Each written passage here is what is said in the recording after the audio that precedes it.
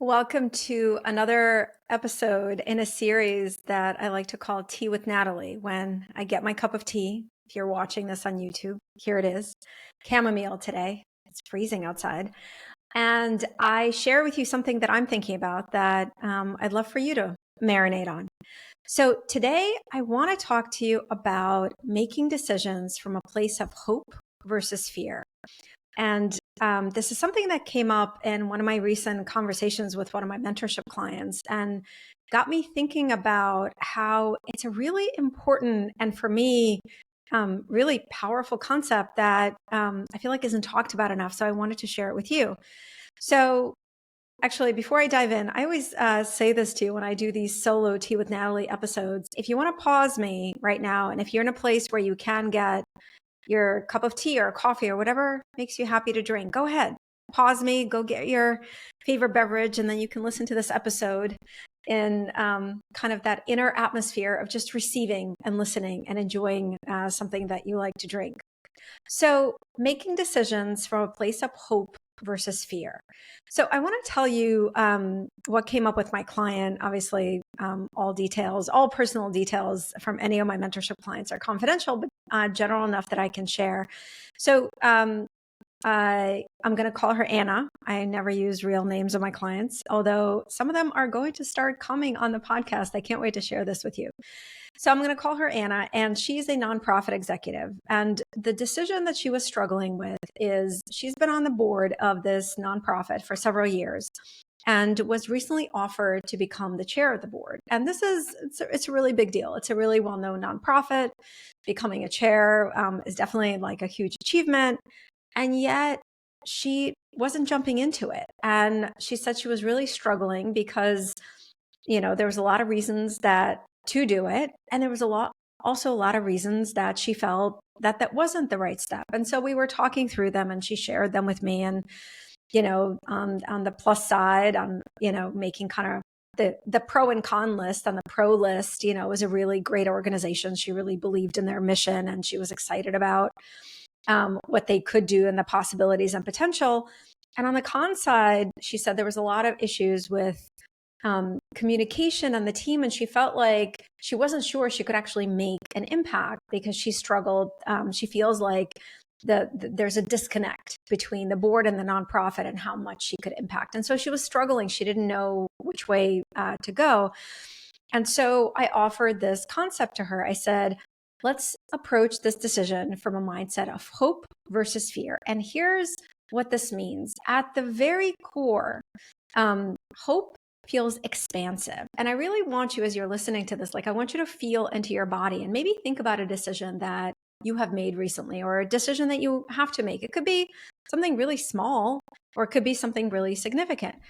And when we're making a decision from a place of hope, it really feels expansive. Like in our body, it feels expansive. When we're making a decision from a place of fear, we feel constricted. Like I literally feel like there's this inner corset in a way, like pulling me tightly.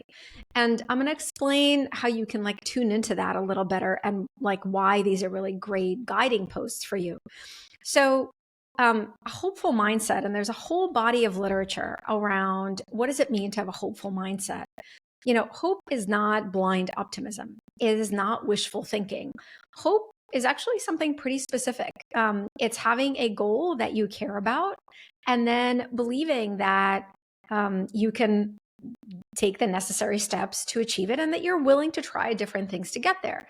And so hope is really a mindset of purpose and possibility. It's when you have a clear purpose, a clear goal, and when you're in a hopeful mindset, you look for possibilities. And that's why it feels expansive, because literally when we're in a hopeful mindset, our brain is open to considering all kinds of possibilities. It's looking to bring this back to a decision. As I said to my client, Anna, I said, okay, envision that you want to say yes, that you become the chair of the board. How does that decision feel? Does it feel expansive? Do you start to see all kinds of possibilities, right? When we're making decisions on the flip side from a place of fear, it feels very constricting because when our brain is in fear, And fear, by the way, both hope and fear are very natural states of being for our brain. So they both occur naturally, and we can choose to be in either as well. But fear is when we perceive possible danger, right? Whether physical or psychological, to our brain doesn't make a difference. And so we feel constricted literally because the brain is really focusing on that negative possible danger. Do you know your vision narrows when you feel fear of any kind? Because your brain is literally, it's a biological kind of ancestral fear. It wants to see danger, physical danger in the distance. And so your ability to kind of consider different perspectives narrows. And so fear feels very constricting. So that's the first thing when you're making a decision. Are you making it from a place of hope where you're seeing possibilities, where you're open to possibilities, where that decision feels like when you make it, it gives you all kinds of possibilities? Or you're doing it from a place of fear where all you're focusing is what could go wrong? How is this not going to work out? And so that's what I said to my client, Anna. I said, okay, let's approach this decision of whether to take this board seat as a chairwoman of this board of this nonprofit. How would it feel like to approach it from a place of hope versus fear?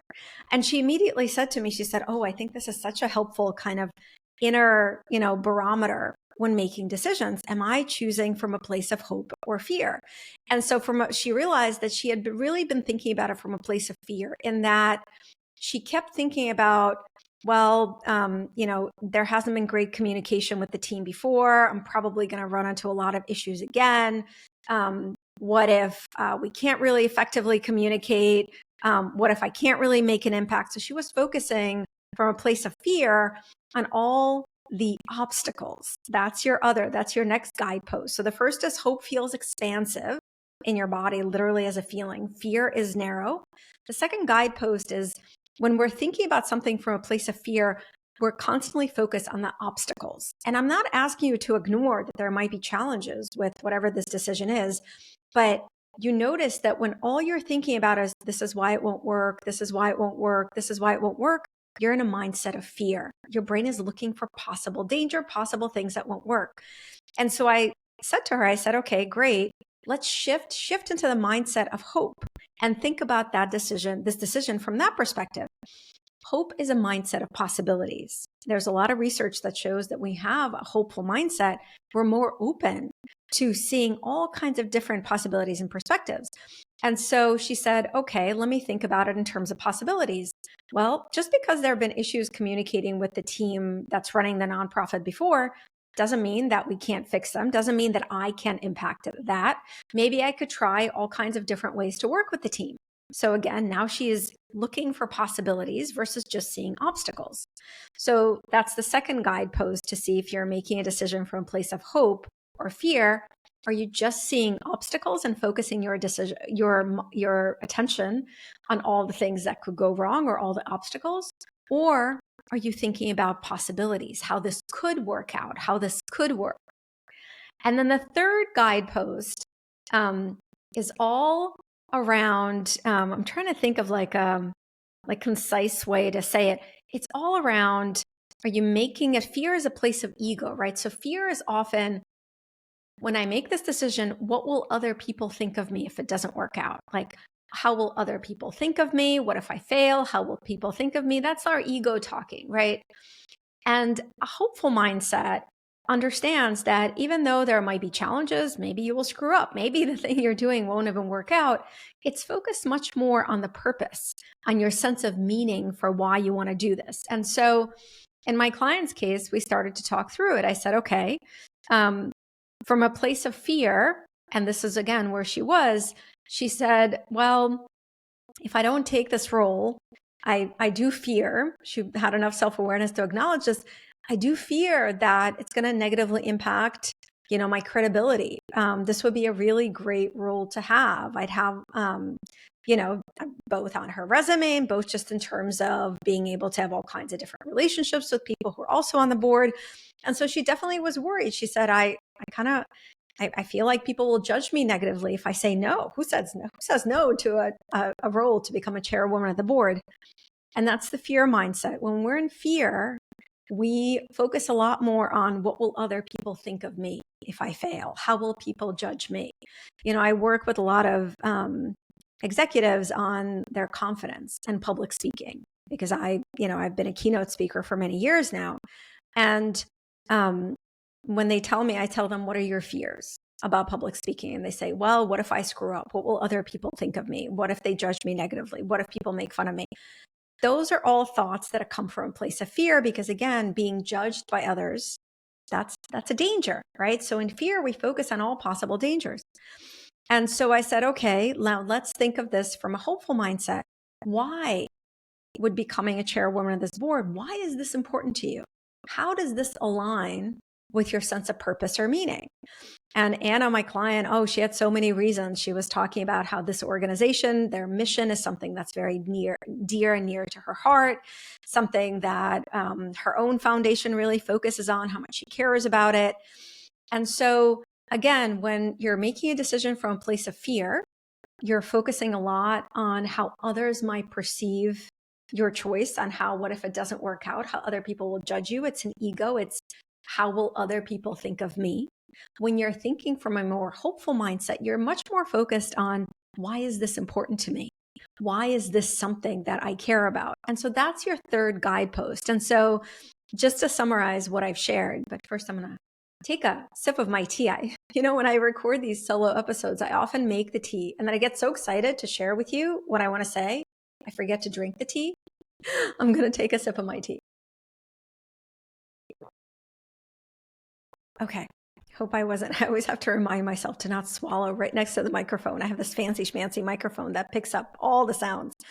So just to recap what I've talked about, making a decision from hope or from fear, and kind of 3 guideposts to like your inner checks. Am I making this decision, whatever the decision is, from a place of hope versus fear? And I really, before I kind of summarize them for you, I just want you to think about a decision that maybe you have coming up, or a choice. Maybe you're already kind of struggling with it. Maybe it's something small, but maybe it's something bigger. Maybe it's going for that bigger role at your company, or maybe you've been thinking about starting a business. Maybe you've been thinking about starting to write a book or starting a podcast or doing a creative project. And maybe you've been stuck in indecision on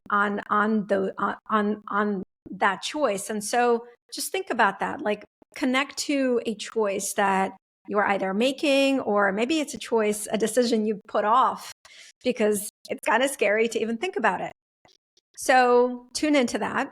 And so again, just to summarize kind of the 3 inner checks of, are you making this decision from a place of hope versus fear?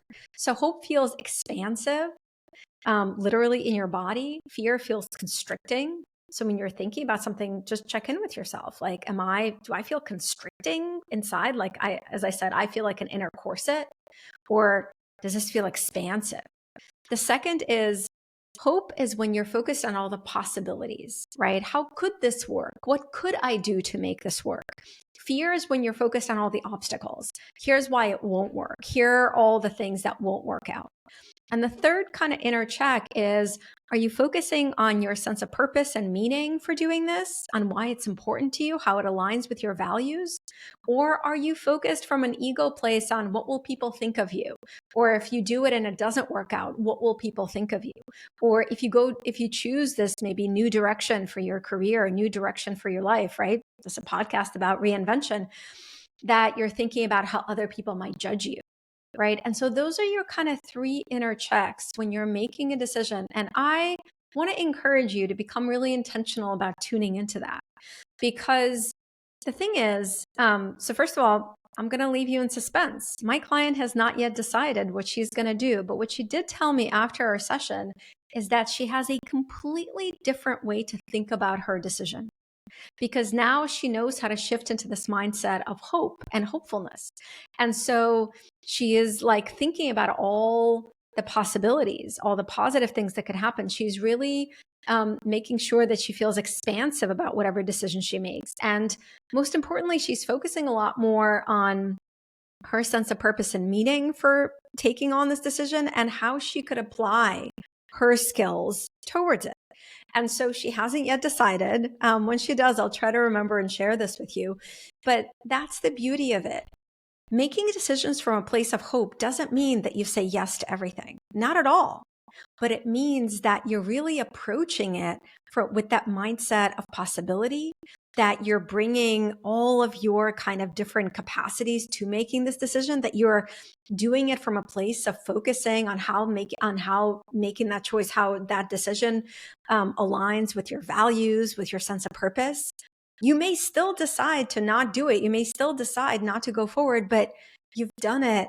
You've really honored yourself. You've honored your alignment. You've honored your authentic self. You've honored your sense of purpose. And whereas when you make decisions from a place of fear, you're in a very constricted space. You're only focused on why it won't work. You're only focused on what other people will think of you.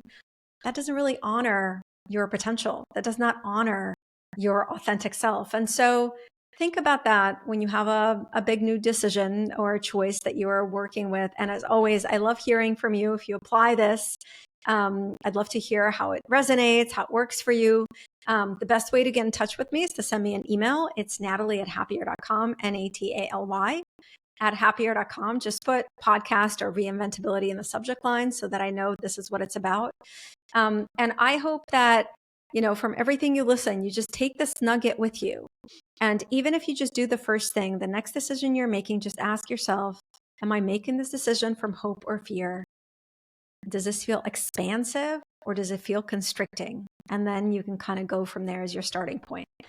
That's all I wanted to share with you today on this week's episode of Tea with Natalie. If you're watching this on YouTube, you can virtually clink your beverage with me as well as if you're listening. Thank you, as always, for sharing a bit of your time and openness and mind and heart with me. And I will see if you're watching on YouTube or be in your ear, as I like to say, next week with our next episode. Have an awesome, wonderful rest of your week.